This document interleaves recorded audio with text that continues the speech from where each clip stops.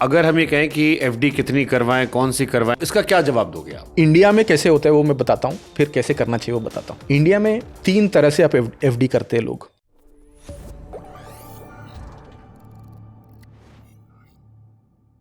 अगर हम ये कहें कि एफडी कितनी करवाएं, कौन सी करवाएं, किस टाइप की करवाएं या कैसे करवाएं, तो ये इसका क्या जवाब दोगे आप? ठीक है, अभी इंडिया में कैसे होता है वो मैं बताता हूँ, फिर कैसे करना चाहिए वो बताता हूँ। इंडिया में 3 तरह से आप एफडी करते हैं लोग। मेजॉरिटी लोग यही करते हैं कि वो अपना बैंक ढूंढते हैं जहाँ पर उनका सेविंग्स अकाउंट है, वो बैंक में फिजिकली जाते हैं और बैंक मैनेजर को बोलते हैं और एफडी करा लेते हैं। इसको कहते हैं ऑफलाइन एफडी। और दूसरा होता है कि थोड़ा सा डिजिटली सैवी लोग, वो उसी सेविंग्स अकाउंट जहाँ पर है उसी बैंक में बैंक का ऐप डाउनलोड करके कर लेते हैं, जिनको उनको ब्रांच जाना पड़े। और तीसरे टाइप के ये लोग होते हैं, वो देखते हैं कि मेरा जहाँ पर सेविंग्स अकाउंट है वो सिर्फ 6% दे रहा है, मैं कोई और बैंक ढूंढ लेता हूँ जो मेरे को 7% दे रहा है, और उस बैंक में जाते हैं, उसका खाता खुलवाते हैं और वहाँ पर एफडी करते हैं। ये 3 बिहेवियर ही है। हमने इन तीनों में कुछ कुछ कमियाँ देखा जिस वजह से हमने स्टेबल मनी शुरू किया। एक तो ऐसा क्यों होना चाहिए कि जहाँ पर आपका सेविंग्स अकाउंट है वहीं पर एफडी क्यों खुलना चाहिए? इंडिया में तो 200 बैंक है। आलसी होते हैं ना लोग। हाँ, आलसी होते हैं, और बैंक्स ने ये फीचर भी नहीं दिया। बैंक ने अगर एफडी आपको, बहुत सारे बैंक्स में अगर एफडी बुक करना है तो पहले बोलते हैं आप सेविंग्स अकाउंट खुलवाइए, फिर उसके बाद आप एफडी करेंगे। और इंडिया में आपको पता है ये जो बड़े बैंक्स डोमिनेटेड है, एसबीआई होंगे, एचडीएफसी होंगे, वो डोमिनेटेड है, इनके पास बहुत सारे लोगों का अकाउंट है, तो ये लोग थोड़ा सा कम इंटरेस्ट दे तो चल जाएगा, 6% पे भी ये लोग एफडी कर सकते हैं। और दूसरा, इंडिया में 200 बैंक है, आप कंपेयर कैसे करोगे किसके पास क्या हायर इंटरेस्ट है, किसके पास कम है? आप गूगल भी करोगे आपको पता नहीं चलेगा। आप अभी गूगल करके देखिए इंडिया हाईएस्ट एफडी रेट, आपके 10 बैंक के रिजल्ट आएंगे, सब क्लेम कर रहे होंगे कि हमने हाईएस्ट है, तो आपको पता भी नहीं चलेगा। और तीसरा, ये ऑफलाइन प्रोसेस होना क्यों चाहिए अभी भी? तो इसके लिए हमने स्टेबल मनी शुरू किया। स्टेबल मनी में हमने इन 200 बैंक में से हमने टॉप 10 बैंक ढूंढा जो हाईएस्ट इंटरेस्ट रेट देते हैं। इनके पास हम जाके बोले कि हम आपके लिए कंप्लीटली डिजिटल जर्नी बनाएंगे। हमारे स्टेबल मनी ऐप पे कोई भी बंदा आ सकता है, आके डिजिटली 5 मिनट स्पेंड करके एक एफडी बुक कर सकता है। और ये एफडी के लिए उनको आपके बैंक के साथ सेविंग्स अकाउंट खुलाने की ज़रूरत नहीं होना चाहिए। आप सीधा एफडी अकाउंट खोलिए, वो एफडी अकाउंट उस बंदे का जो भी सेविंग्स अकाउंट है उससे लिंक हो जाएगा। जैसे एफडी मैच्योर हो जाएगा उसमें पैसा चला जाएगा, तो आदमी को सेविंग्स अकाउंट खोलने की ज़रूरत नहीं है। और तीसरा, क्योंकि हमने टॉप 10 बैंक्स ढूंढा, इनका इंटरेस्ट रेट 1.5-2% ज़्यादा होता है। बिकॉज इंडिया में 200 में से टॉप 10 गिना, बड़े बैंक्स के कंपैरिजन में बेटर होगा इंटरेस्ट रेट, तो 2-2.5% बेटर इंटरेस्ट रेट होगा। तो जो एवरेज इंसान 2 लाख रुपए डाल रहा है और 2 साल का टेन्योर कर रहा है, तो उनको 10-15 हज़ार रुपये का सेविंग्स भी है, क्योंकि एफडी डिजिटली कर रहा है। और चौथा फ़ायदा ये है कि जो DICGC इंश्योरेंस है ये पर बैंक होता है। हमने 10 बैंक के साथ इंटीग्रेट किया, तो आप हर बैंक में 5-5 लाख रुपए डाल के 50 लाख तक सेफली आपका पैसा 2% ज़्यादा कमा सकते हो। अब मुझे एक सवाल यहाँ पर आता है, ये सवाल पहले भी लोगों ने पूछा है कि बैंक बंद हो गया तो क्या? आप कहते हो कि 5 लाख तो दे देगा वो। हाँ। मान लो मेरी एफडी बड़ी हो। हाँ, आपकी एफडी अगर मैंने 7 लाख रुपए की एफडी करा दी, 10 लाख रुपए की एफडी करा दी, मेरा बैंक बंद हो गया। हाँ, अब अगर आपने 10 लाख की बैंक बंद हो गया, आपको 5 लाख तो 3 महीने में आ जाएंगे। हाँ, बट 5 लाख तो मेरा फंसा है। बाकी 5 लाख आपका फंसा है, वो बैंक जैसे रिवाइव होगा, कोई टेक ओवर करेगा तो देगा। तो हमारा भी एडवाइस यही रहता है कि आप डालिए मत। हम 10 बैंक दे रहे हैं, या और ढूंढिए आप 5 बैंक, आपको 1 करोड़ डालना है तो 5-5 लाख करके डालिए। मतलब एफडी 5 लाख की करे। हम तो ये भी कहते हैं कि अगर आप 3 साल का एफडी कर रहे हो तो आप 4 लाख की करिए, क्योंकि 3 साल में इंटरेस्ट मिलाकर 5 लाख तक बनेगा ना। और ये जो DICGC का गारंटी है वो इंटरेस्ट प्लस प्रिंसिपल मिलाकर है। तो हम बोलते हैं कि आपका टेन्योर देखिए, टेन्योर में क्या मैच्योरिटी आ रही है वो देखिए, उस हिसाब से आप उतना पैसा डालिए। 5 साल का एफडी कर रहे हो तो 3 लाख ही डालिए, 3 साल का कर रहे हो तो 4 लाख ही डालिए, सो दैट इवेंचुअली वो 5 लाख तक ही पहुंचे। कुछ हो भी गया तो आपके पैसे आपके वापस। और किसी पर ज़्यादा पैसा हो तो वो एफडी में फिर कैसे इन्वेस्ट तो वो करेगा? डिस्ट्रीब्यूट करे। अगर मतलब अब वही आप जैसे कह रहे हो कि टॉप 1% के पास 40% वेल्थ है। हाँ, हम शायद बाकी 99% के लिए सोल्यूशन बना रहे हैं। टॉप 1% वाले तो उनका 5 लाख डूब भी गए तो कोई फर्क नहीं पड़ेगा सर। ओके। अब मान लो स्टेबल मनी बंद हो गया, सो इसमें जैसे आप मीडिएटर हो। हाँ, आपके थ्रू हमने बैंक में किया, आपका दुकान चौपट हो, फिर हमारा पैसा कहाँ जाएगा उस आदमी का? हाँ, तो स्टेबल मनी एक टेक लेयर है। हम लोगों ने टेक्नोलॉजी बनाया बिटवीन यू एंड बैंक।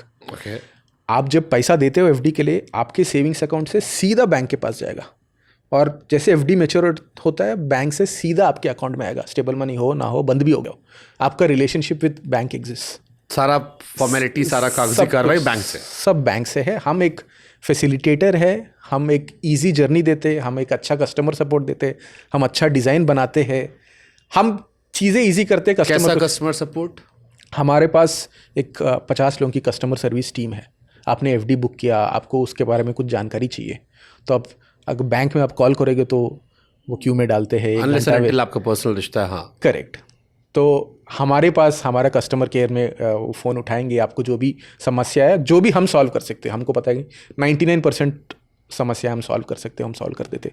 जो 1% हम नहीं कर पाते वो बैंक तक ले जाते। तो जैसे मान लो अभी कुछ दिख रहा हो आपको और वो पूछे आपसे कि मेरे पास 3 लाख 4 लाख रुपए है, मुझे एफडी में इन्वेस्ट करना है, आप हमारे कस्टमर केयर पे कॉल करिए, हमारा कस्टमर केयर नहीं, मैं तो आपसे सीधे पूछ ले रहा हूँ अच्छा, कि किसी ने कहा कि मेरे पास 3 लाख रुपए हैं, 4 लाख रुपए हैं, इस पॉडकास्ट को दिख रहा है, अब मुझे इन्वेस्ट करना है, तो अभी राइट नाउ आपके हिसाब से क्या सलाह होगी उसे? कहाँ इन्वेस्ट करो? सबसे अच्छा कौन सा रिटर्न मिल रहा है, कहाँ पे?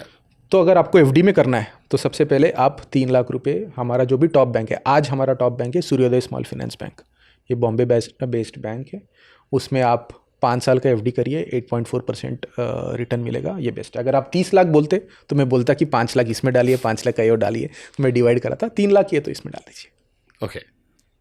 और इसमें ये जो पैसा मान लीजिए, क्योंकि हम आदमी इंडिया में पैसे को लेकर डरता बहुत है, हाँ। वो 4 पैसा लगा रहा है उससे पहले डरता है कि यार नुकसान ना जाए, फायदा हो ना हो, नुकसान नहीं होना चाहिए। हाँ।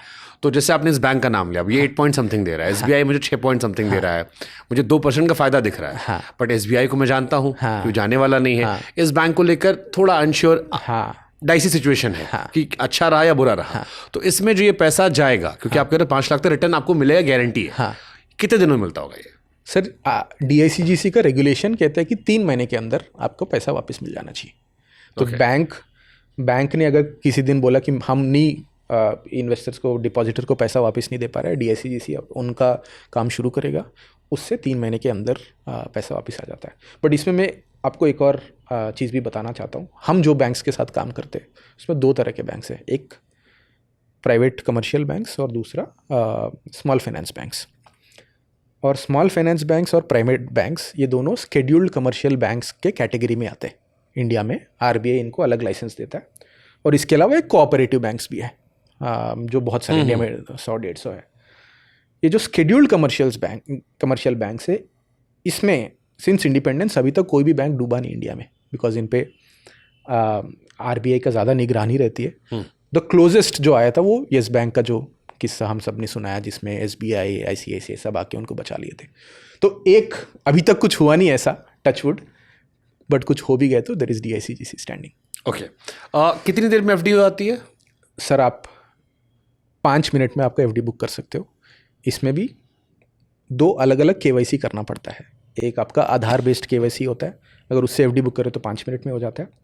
कुछ क्राइटेरिया है जिसमें अगर आप 1 साल से ज़्यादा का एफडी बुक कर रहे हो या एक बैंक में 2 एफडी बुक कर रहे हो, तो उसमें आपको एक वीडियो केवाईसी करना पड़ता है, जिसमें एक बैंक का एजेंट आएगा, आपसे वीडियो में 2-3 सवाल पूछेगा और करवा देगा।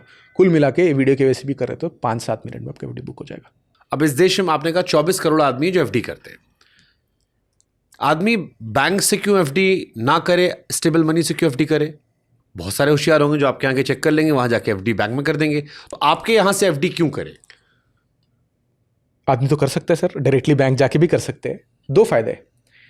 एक तो जैसे मैंने आपको बताया कि हमारा कस्टमर सर्विस बेटर है, हमारा यूआई बेटर है, हमारा कंप्लीटली डिजिटल प्रोसेस है। दूसरा ये है कि हमने क्योंकि 10 बैंक के साथ इंटीग्रेट किया है, हमको पता है या हम श्योर है कि इंडिया का जो भी टॉप रेटेड एफडी है वो हमारे पास रहेगा, बिकॉज हमने ऐसा बैंक चूज़ करके इंटीग्रेट किया है। वो आदमी मान लीजिए 3 महीने में एक एफडी करता हो, डे 1 को उन्होंने देखा कि आज सूर्योदय बैंक हाईएस्ट दे रहा है, उसमें एफडी करेगा। फिर 3 महीने बाद देखेगा अरे आज तो यूनिटी बैंक हाईएस्ट दे रहे हैं, फिर उस बैंक के पास जाएगा। फिर 3 महीने बाद देखेगा अरे आज तो आईडीएफसी फर्स्ट बैंक दे रहे हैं, फिर वहाँ जाएगा।